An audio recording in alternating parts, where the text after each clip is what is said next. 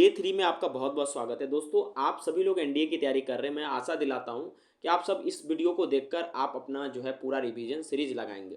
दोस्तों देखिए, कह रहा है कि जो नंबर्स ऑफ नाउन नाउन के क्या क्या नंबर्स हो सकते हैं। देखिए दोस्तों, there are two kinds of numbers of noun which are as follow. देखिए, आपको पता है कि नंबर की जब बात करते हैं हम लोग तो नंबर कितने तरह के नाउन के हिसाब से हो सकते हैं। दोस्तों, एक सिंगुलर नाउन हो सकता है, ठीक है। सिंगुलर नाउन का सीधा मतलब हुआ जो एक पर्सन, एक थिंग एक्सेट्रा को बोध कराता है, उसको सिंगुलर नाउन कहते हैं। जैसे एक लड़का है तो बॉय, एक पर्सन हो गया। जैसे टेबल है, एक चेयर की बात करें, एक चेयर हो गया, एक टेबल हो गया। ये सब क्या है? सिंगुलर नाउन है। और प्लूरल नाउन किसको कहते हैं? जब एक से ज़्यादा वस्तु या व्यक्ति हो जाता है तब जाकर वो प्लूरल हो जाता है। जैसे सिटीज़ हो सकता है, बॉय को बॉयज़ में कन्वर्ट कर सकते हैं, गर्ल को गर्ल्स में, मैन को MEN में कन्वर्ट कर सकते हैं, ठीक है दोस्तों। अब यहाँ पर कुछ चार्ट दिए गए हैं जिसको आपको अच्छे ढंग से समझना है, और इससे दोस्तों इसके आधार पे कॉमन एरर आ जाते हैं। देखिए, मैं आपको जो पढ़ा रहा हूँ उसको सीरीज वाइज आप देखते जाइए। आपको कोई बड़े से कोर्स को लेने की जरूरत नहीं है। इस केवल पथ फाइंडर को पढ़ के ही आप बढ़िया स्कोर कर सकते हैं, कोई और जरूरत नहीं है आपको, ठीक है। तो दोस्तों देखिए, अब मैं आपसे बात करता हूँ, ध्यान से समझिएगा। ये जो दिया गया है दोस्तों, ये सिंगुलर से प्लूरल, सिंगुलर का मतलब एक वचन, प्लूरल का मतलब बहुत वचन, ठीक है, यानी बहुवचन।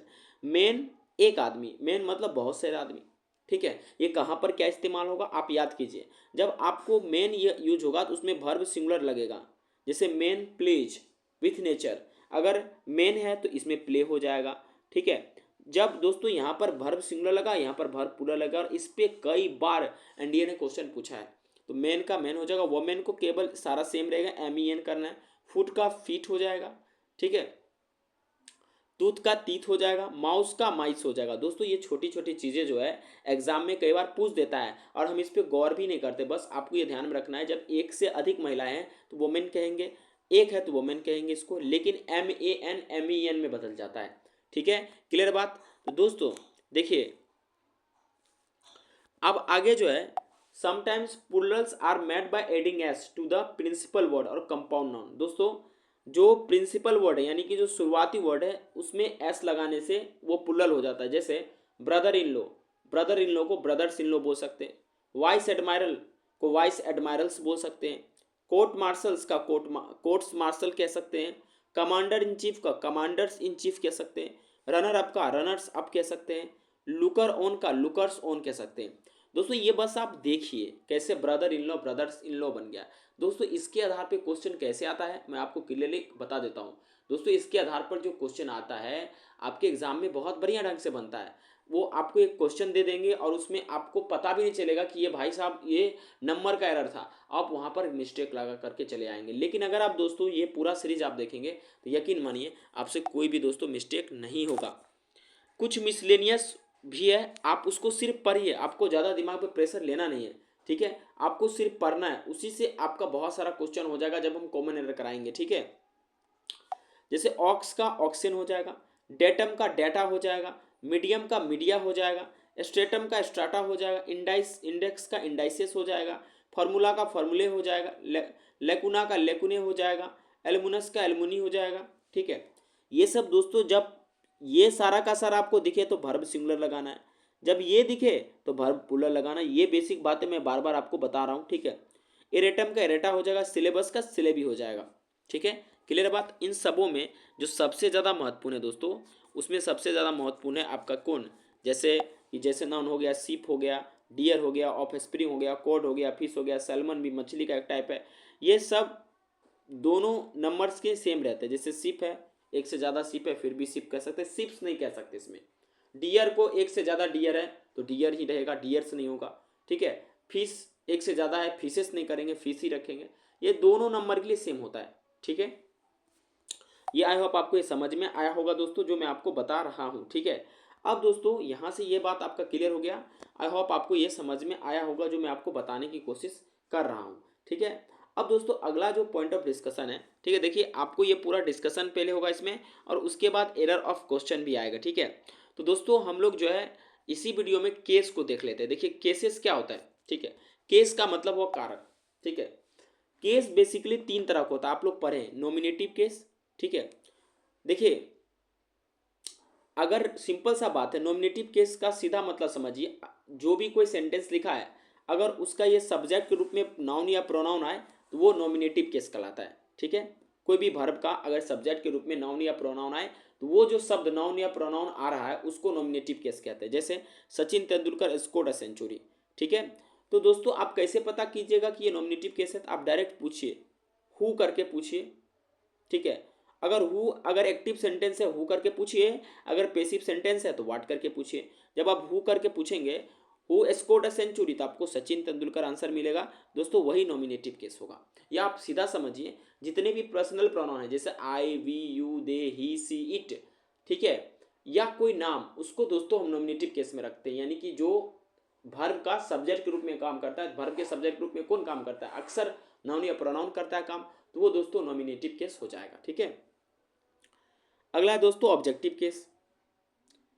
देखिए दोस्तों, अगर कोई भी सेंटेंस है अगर उसमें ऑब्जेक्ट के रूप में जो भी चीज़ आए नाउन या प्रोनाउन, तो उस नाउन या प्रोनाउन को उस वर्ब का जो है ऑब्जेक्ट के रूप में रखा जाए तो उसे ऑब्जेक्टिव केस कहते हैं। ठीक है, तो दोस्तों अब आप आराम से समझ सकते हैं। जैसे Sachin Tendulkar scored a century, तो यहाँ पर अगर एक्टिव है तो वाट करके पूछिएगा। ठीक है, वाट सचिन तेंदुलकर स्कोर, तो आपको उत्तर मिलेगा ए सेंचुरी। ये ऑब्जेक्टिव केस होगा। यानी सिंपल सा बात है, सब्जेक्ट का जो ऑब्जेक्ट के रूप में काम करता है, कि सेंटेंस में जो सब्जेक्ट होता है वो नॉमिनेटिव केस होता है और जो ऑब्जेक्ट होता है वो ऑब्जेक्टिव केस होता है। जनरली आपको पता होगा कि आई का ऑब्जेक्टिव केस क्या होता है? मी होता है। ठीक है, ओके, वी का ऑब्जेक्टिव केस क्या होता है दोस्तों? वी का ऑब्जेक्टिव केस क्या होता है? अस होता है। क्लियर बात? तो दूसरा क्या था? Objective case. ठीक है, अब दोस्तों तीसरा है पॉसेसिव केस। ठीक है, पॉसेसिव केस किसको कहते हैं? जब एक नाउन को पॉसेसिव केस में कहा जाएगा जब ये किसी अधिकार को या ऑथरशिप को या ओरिजिन या काइंड को बताए। जैसे किसका घर? Amit house is at the back side. यानी जब कोई अधिकार को दिखाए तो उसे पॉसेसिव केस कहते हैं। तो पॉसेसिव केस में कैसे बनता है? तो देखिए, पॉसेसिव केस जो है दोस्तों बनता है आपको by adding s to singular noun. जैसे आप एप्रोस्ट्रोफ एस लगा देंगे सिंगुलर नाउन में तो वो बन जाएगा पॉसेसिव केस। जैसे अमित हो गया, जैसे हम बोलते हैं राम्स हो गया, राम्स कार। ठीक है, तो राम का कार।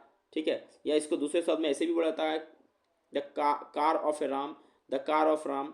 ठीक है, या राम का कार। आप समझिए पोसेशन का मतलब सीधा होता है दोस्तों अधिकार। पोसेशन का मतलब क्या होता है? अधिकार। ठीक है, और दोस्तों देखिएगा ध्यान से, अब कह रहा by adding apostrophe S to plural nouns not ending in S. ठीक है दोस्तों, आप डायरेक्ट एस नहीं लगाइएगा। जैसे चिल्ड्रेन है, चिल्ड्रंस स्कूल कह दीजिए, मेंस क्लब कह दीजिएगा। ठीक है, या केवल आप प्लूरल नाउन में ए प्रोस्ट्रोफ लगा देंगे। ठीक है, मतलब जैसे लिखा है बॉयज, उसके एस लगाकर उसमें ए प्रोस्ट्रोफ लगा देंगे तो दोस्तों क्या हो जाएगा? वो भी आपका पॉसेसिव केस इंडिकेट करता है। ठीक है, जैसे दोस्तों अब आप ये भी कर सकते हैं कि जैसे आप क्या कीजिए, जो आपके सामने सिंगुलर नाउन है उसमें ये प्रोस्टॉफ लगा दीजिए और थोड़ा उसको हिसिंग साउंड से कहिए, पिस सेक, पिस सेक। तो हिसिंग साउंड से ही आपका वो क्लियर हो जाता है। ठीक है, तो पॉसेसिव केस लगाने के तरीके मैंने आपको बताए हैं। क्लियर है बात? तो आप उसमें सबसे बेहतरीन तरीका है कि आप उसमें ए प्रोस्टॉफ एस लगाइए तो वो पॉसेसिव केस बन जाता है। ठीक है, क्लियर है बात दोस्तों? देखिए अब पॉसेसिव केस के कुछ रूल्स हैं। रूल्स क्या क्या हैं? देखिए, सबसे पहले कह रहा है in case of compound noun the possessive sign is attached only to the last word. देखिए, अगर कंपाउंड नाउन है, ठीक है, तो दोस्तों जो लास्ट वर्ड है उसी के साथ पॉसेसिव अटैच होगा, या आप ये कहिए दूसरे शब्दों में एप्रोस्ट्रोफ अटैच होगा। जैसे आप देखिए brother in law compound noun है तो उसके लास्ट में ब्रदर इन लॉस लगाया गया। जैसे क्वीन ऑफ इंग्लैंड है तो उसके लास्ट में जो है एप्रोस्ट्रोफ एस लगा गया। ठीक है, समझ में आया कि नहीं? जब कंपाउंड नाउन हो तो उसके लास्ट में एप्रोस्ट्रोफ एस लेते हैं हम लोग। ठीक है, उसके बाद जब व्हेन टू और more noun so joint possession the apostrophe sign is put with latter only. ठीक है, जैसे देखिए जब दो या उससे ज़्यादा नाउन को हम ज्वाइंट करते हैं अधिकार दिखाने के लिए, तो उस स्थिति में हम जो है लेटर वाले पर क्या करते हैं? एप्रोस्ट्रोफ एस लगाते हैं। जैसे Dharmendra is Sunny Bobby's father.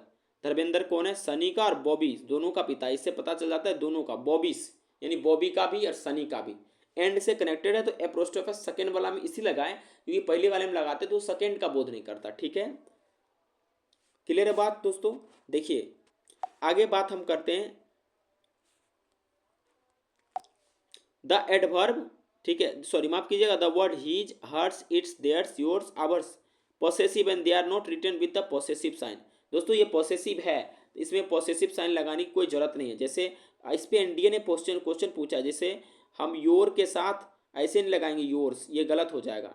ठीक है, इसको डायरेक्ट लिखेंगे योर्स, ऐसे ही लिखेगा। ठीक है, जैसे इस पे क्वेश्चन पूछा गया था इट्स, इट्स का मतलब ये इट्स नहीं होता है, इट्स का मतलब हो जाता है इट इज।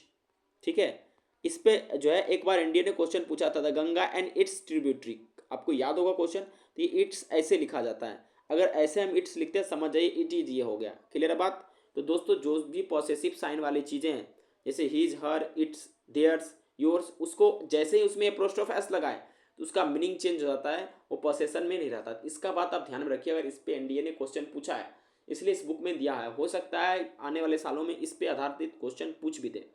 ठीक है, अब दोस्तों जो एडवर्ब है जैसे else, E L S E combine होता है इंडिफिनिट प्रोनाउन के साथ, जैसे somebody, anybody is expressed in possessive case somebody else in place of somebody's else.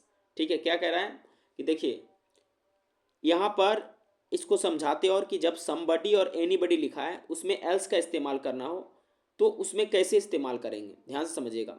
तो समबडी के साथ नहीं बल्कि एल्स के साथ हम प्रयोग करेंगे। जैसे हम ऐसे नहीं लिख सकते समबडीज एल्स, ये गलत हो जाएगा। ठीक है, हमें लिखना अगर है तो हम ऐसे लिखेंगे समबडी एल्सेस। ठीक है, समझ में, एल्स के साथ एपोस्ट्रोफ एस का इस्तेमाल करेंगे। तो ये कुछ था, इसमें सबसे ज़्यादा महत्वपूर्ण कौन था, सबसे ज़्यादा 3 नंबर दोस्तों महत्वपूर्ण था। ठीक है, आई होप आपको ये दोस्तों समझ में आया होगा कि मैं आपको क्या कहना चाह रहा हूँ। पांचवा क्या है, देखिए पांचवा क्या कह रहा है, the word church, house, school, shop are often omitted after a possessive case. ठीक है, देखिए जब आप इसको मतलब जो है पॉसेसिव केस का इस्तेमाल कर सकते हैं। ठीक है, क्या कर रहा है, the word church, house, school, shop are often omitted after possessive case. देखिए जब कहीं पर भी आपको चर्च दिखे, वर्ड हाउस दिखे, स्कूल दिखे, शॉप दिखे और उससे पहले आपको पॉसेसिव केस लगाना है तो आप वहाँ से इन सारे वर्ड को डिलीट कर दीजिए। जैसे yesterday I met my friend at S T Johnson's. S T Johnson's क्या है, एस टी जॉनसन्स तो दोस्तों चर्च का नाम है ना, तो वहाँ पर क्लियर हो जाता है। ठीक है, the possessive case is chiefly use with the names of living things. देखिए पॉसेसिव केस मेनली जो है लिविंग थिंग्स के नेम के साथ यूज होता है। ठीक है, अगला क्या कर रहा है, the possessive case is also use with nouns denoting time, space और वेट। ठीक है दोस्तों, देखिए पॉसेसिव केस का इस्तेमाल होता है नाउन्स के साथ, टाइम को डिनोट करने के लिए, स्पेस को डिनोट करने के लिए और वेट को डिनोट करने के लिए। जैसे स्टोन्स थ्रो, अब ए डिस्टेंस, ए मिनट्स टाइम, ए डेज जर्नी, ये सारे के सारे दोस्तों क्या है, पॉसेसिव केस के कुछ एग्जांपल्स हैं। ठीक है, समझ में आया दोस्तों, आई होप आपको ये समझ में आया होगा। अब दोस्तों अगले वीडियो में हम आपको समझाएंगे कन्फ्यूजिंग नाउन, कन्फ्यूजिंग नाउन जिस पे कई बार एग्जाम में क्वेश्चन आता है। तो दोस्तों अगर वीडियो आपको पसंद आ रहा है तो इसे लाइक कीजिएगा। इसी वीडियो के जस्ट बाद यानी इस पूरे समझने के बाद दोस्तों हम लोग जो है ये वर्ड्स ऑफ डिनोटिंग ग्रुप पढ़ेंगे। ठीक है, और इसको आपको दिखा भी देंगे, उसके बाद हम लोग कॉमन एरर करेंगे और इसमें लगभग बहुत सारे कॉमन एरर है दोस्तों, लगभग 20 कॉमन एरर है इसमें। ठीक है, 20 के 20 आपको करके दिखाएंगे। उसके बाद इसके आधार पे जो भी नाउन के प्रीवियस ईयर के क्वेश्चन है वो भी हम लोग करेंगे। Thank you very much for watching this video, have a good day.